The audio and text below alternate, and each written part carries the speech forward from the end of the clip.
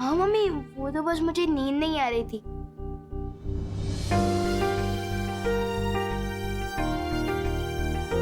तू बिस्तर पे नहीं दिखा तो सारे घर में ढूंढा तुझे, नहीं मिला तो कितना डर गई थी मैं, जान निकल गई थी मेरी। आप चिंता मत करो मम्मी, जब तक आप मेरे साथ हो मेरे साथ कुछ बुरा नहीं हो सकता। चल सोने चलते हैं।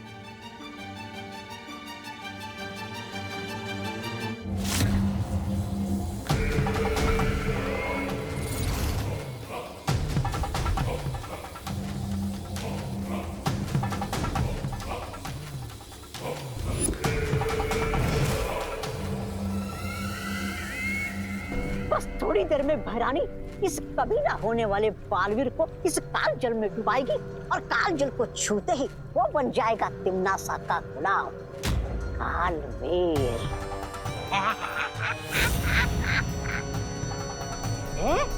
अरे ये कहते हैं मेरे दिमाग में एक जोरदार योजना आई है।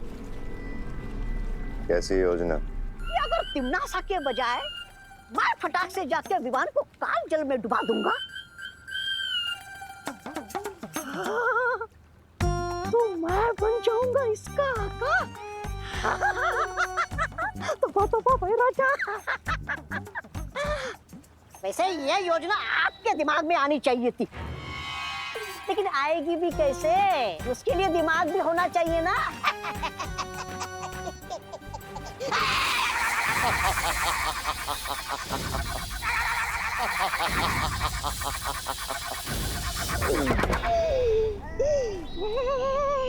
बेवकूफ, इस रेखा को लांघने की कोशिश मत करना। इस विधि को केवल वही अंजाम दे सकता है जिसके नियंत्रण में काल जल और काल आकाश हों, और वो नियंत्रण सिर्फ और सिर्फ तिम्नासा के पास है। माफी चाहता हूँ।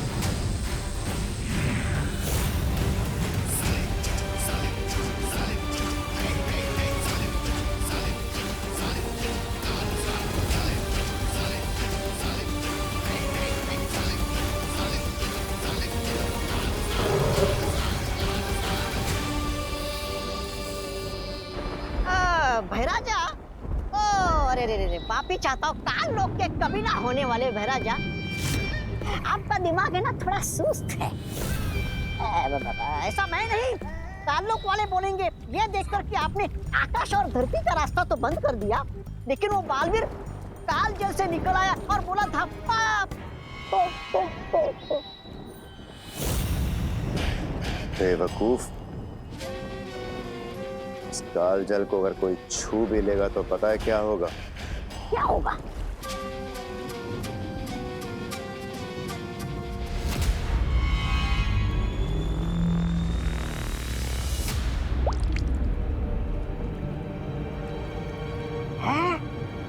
इस काल जल को छूते ही वो इंसान भाप बन जाएगा।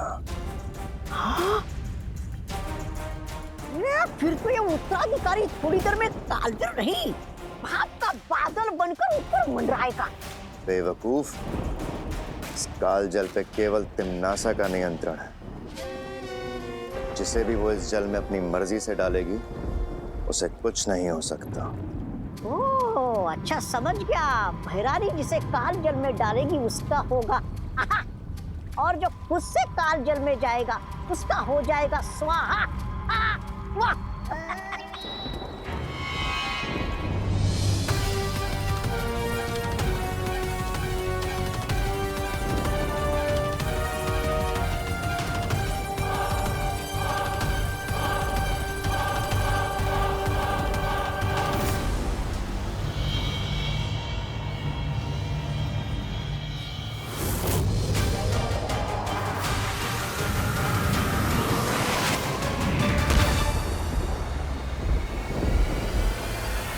दिल से बुलाया, बालवीर आया।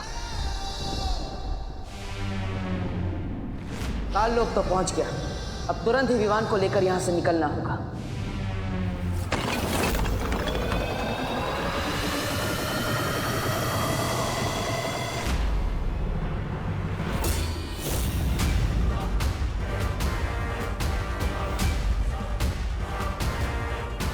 रानी, नंदी में उंगली की कसम, उस बालवीर की मृत्यु और इस कालवीर के जन्म में बस कुछ ही दूरी का फासला रह गया।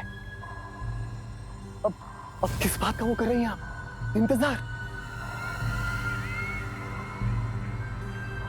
बालवीर आ चुका है।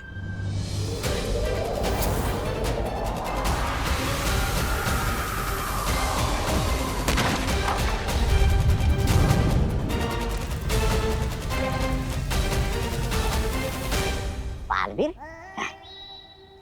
अरे नहीं नहीं भैरानी, मेरे रहते हुए बालवीर क्या, बालवीर का बालवीर नहीं आ सकता यहाँ पे।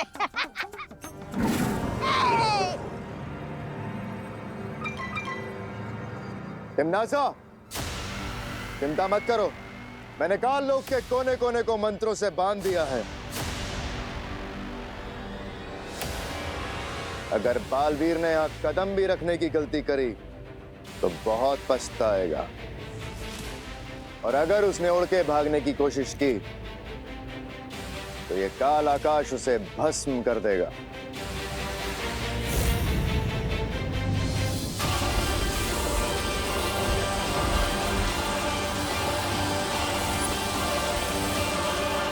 बालवीर की जो गिनती की सांसें बची हैं वो तुम्हारा काल स्नान पूरा करने तक उखड़ जाएंगी। तुम निश्चिंत होकर विधि पूरी करो तिमनासा, बालवीर को मैं संभाल लूंगा। याद रहे कि वो मरे ना, उसे जिंदा मेरे पास लेकर आना, क्योंकि मैं चाहती हूँ कि वो अपनी आंखों से मेरी जीत और अपनी मौत होते हुए देखे। अरे इनकी तो फरमाइश ही खत्म नहीं होती, किसी के मरने में भी इन्हें मनोरंजन चाहिए। चलिए महाराजा।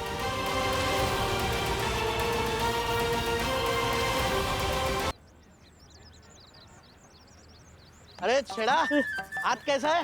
बस ठीक है काका। अरे बहुत खुश लग रहे हो, सारे के सारे दांत चमका रहे हो, एक दांत भी छोड़ा नहीं, क्या बात क्या है यार? अरे काका क्या बताऊं आपको, वो मंदिर स्थापना की तैयारी करके आ रहा हूँ। पूरा 1001 रुपए का चंदा चढ़ाया है। काका मंदिर की तख्ती पे ना अपना नाम आएगा। नहीं होगा ऐसा, ऐसा हरगिज नहीं होगा।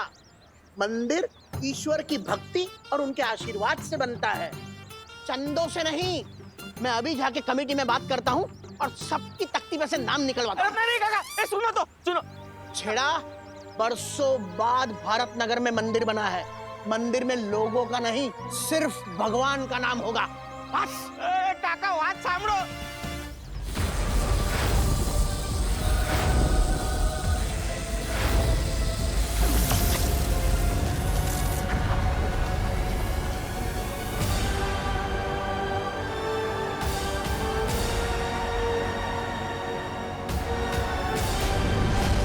ये हुई ना बात, इस सुरक्षा कवच ने मुझे काल लोक के आकाश से बचा लिया।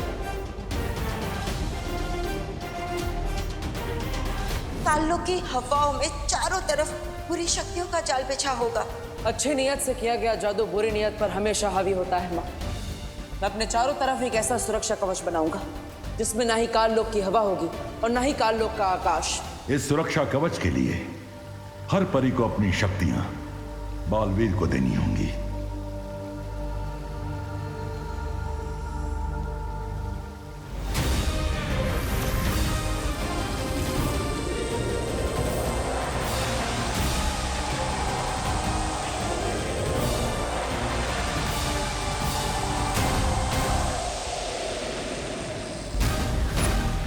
बहुत हुआ ये बिजली और धरती का खेल, अब जरा काल जल को ढूंढा जाए।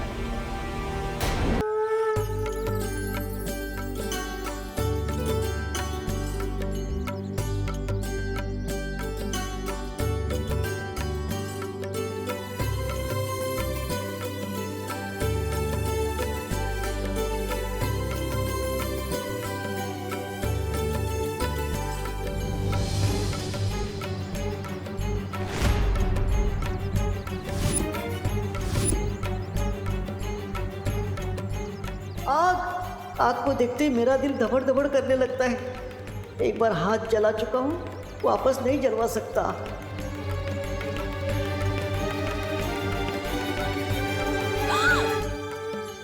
क्या? सॉरी मम्मी, वो हाथ से थाली फिसलने वाली थी। मैं हूं ना, डरो नहीं, पूजा करो ऐसे।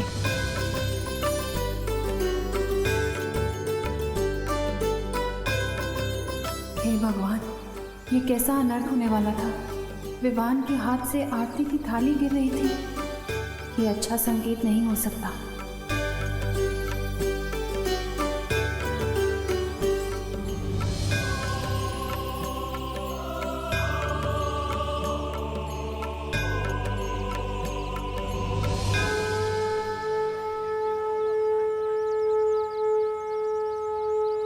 गणपति बप्पा मंगल मूर्ति।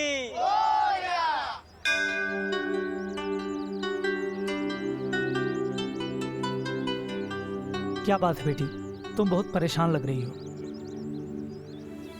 ऐसा लगता है किसी दुविधा में हो। विवान, बेटा शर्माओ नहीं, जाके प्रसाद ले लो।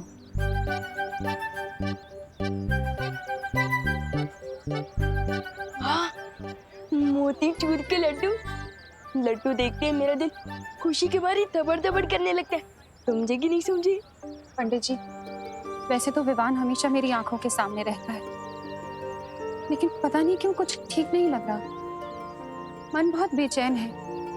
मुझे ऐसा लग रहा है जैसे मेरे विवान पर कोई बहुत बड़ी मुश्किल आने वाली है। माँ का दिल ऐसा ही होता है बेटा। तुम बस भगवान से प्रार्थना करो, वही तुम्हारी बेचैनी को दूर कर सकते हैं। जी।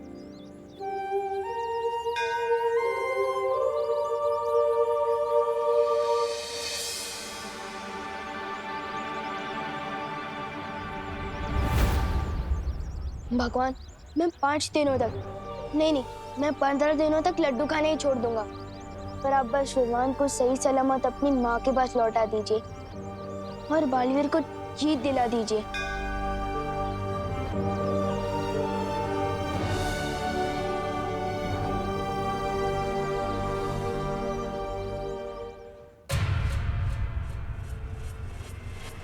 रुको। इसी जगह से बालवीर मेरा बनाया हुआ सुरक्षा कवच भेद कर अंदर गया है। अरे वाह, फिर तो बधाई हो महाराजा। आपके बनाए हुए धरती आकाश वाले चक्रव्यूह में फंसकर बालवीर की हड्डियों का तो दंत मंजन बन गया होगा। बालवीर छाप दंत मंजन। वाह।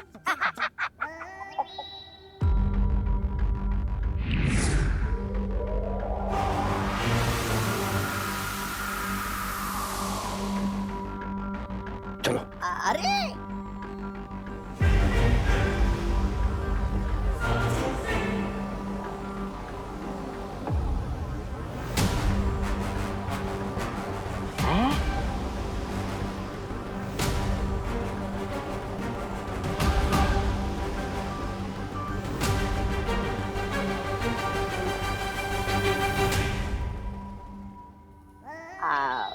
आपको देख के लग तो रहा है बहराजा कि आप कुछ सोच रहे, पर बिना दिमाग के सोचने में दिक्कत नहीं होती बहराजा।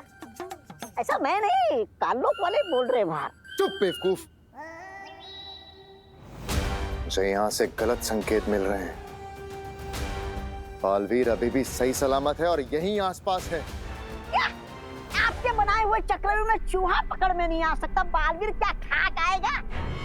ऐसा मैं नहीं बोल रहा हूँ, कालोक वाले बोलेंगे जब उन्हें पता चलेगा कि ये। जब पतंगे की मौत आती है ना, वो खुद ब खुद उड़ के दिए की तरफ जाता है।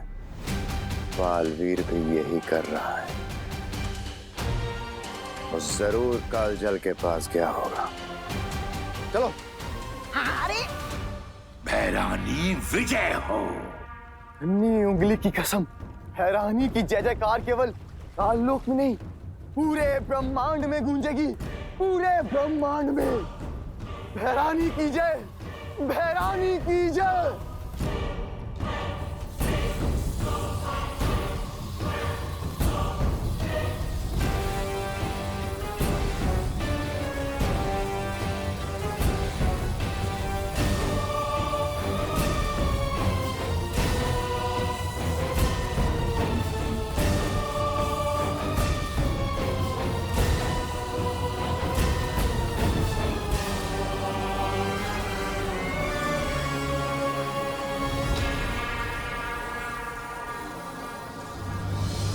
उससे पहले कि विवान काल जल को छूए, मुझे तिम्नासा को रोकना होगा और उसके लिए मुझे काल जल में किसी भी तरह जाना होगा। लेकिन कैसे बालवीर? काल जल के अंदर सुरक्षा कवच काम नहीं करता। मैं जानता हूँ ध्वनि परी, काल जल के अंदर सिर्फ तिम्नासा ही किसी को डाल सकती है, इसलिए मुझे कोई ऐसी तरकीब लगानी होगी कि तिम्नासा मुझे खुद उस काल जल के अंदर ले जाए। अब या तो ये तरकीब काम करेगी या फिर ये मेरी आखिरी तरकीब होगी।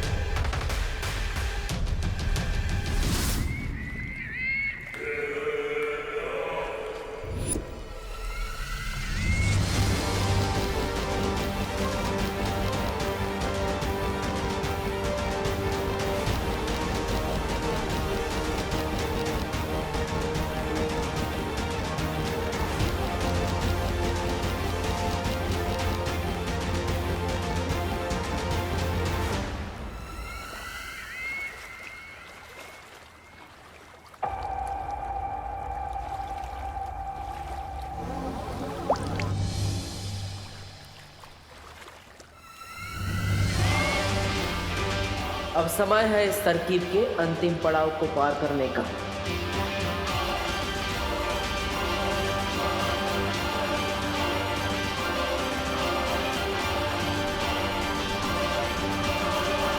अक्रूर,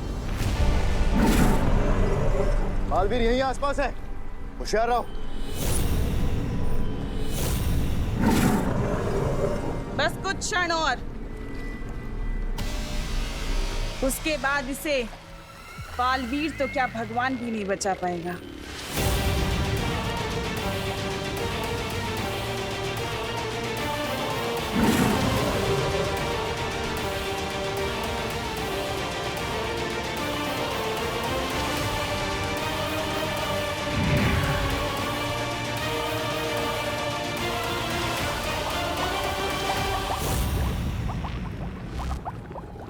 ये हो क्या रहा है यहाँ?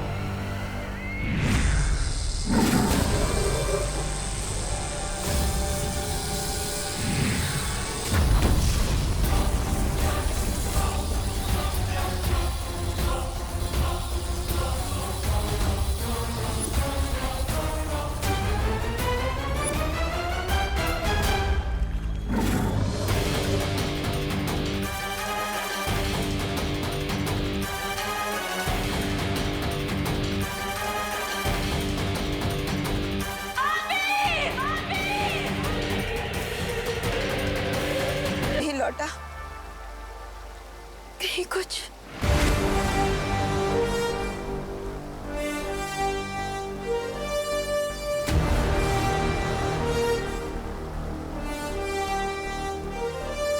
बालवीर, बालवीर तुम आ गए। हाँ, तुम कामयाब हो गए विवान को यहाँ लाने में। हाँ माँ, आप सबके आशीर्वाद से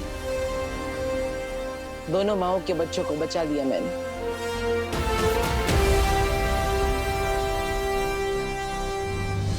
खुश रहो बालवीर, खुश रहो। हम सबको बहुत गर्व है तुम पर। चलिए बालपरी, अब हमें विवान को लेकर वीरसेन के लिए चलना चाहिए। शौर्य, तब तक आपको पृथ्वी का सुरक्षा कवच हटाकर वीरलोक पर वापस लगा देना चाहिए। हो सकता है तिम्नासा यहाँ वापस हमला करे। चिंता मत करो बालवीर, वीरलोक पर सुरक्षा कवच वापस लगा दिया है मैंने। तिम्नासा वीर स्नान में कोई बाधा नहीं डाल पाएगी। चलो। 1 2 3 4। विवान तो चोपड़ा है ना? हाँ दीदी, चुप रहो। अगर इस देश का राष्ट्रीय खेल छुपन छुपाई होता तो लाता मैं गोल्ड मेडल। पहली बार जीतने की खुशी में मेरा दिल धपड़ धपड़ कर रहा है।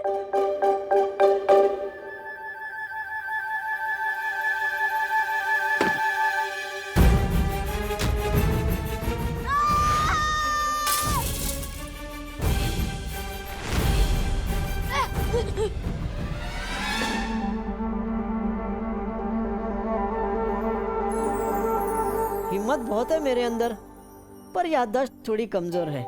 बार बार भूल जाता हूँ कि मेरे ऊपर तो सुरक्षा कवच है, मुझ पर कोई मुसीबत नहीं आ सकती। डूबा डूबा, तुम्हें मेरी कोई मदद चाहिए? विवान! जल्दी से अपने जादू की छड़ी चलाओ, वरना विवान की मम्मी मुझ पर अपनी छड़ी घुमा देगी।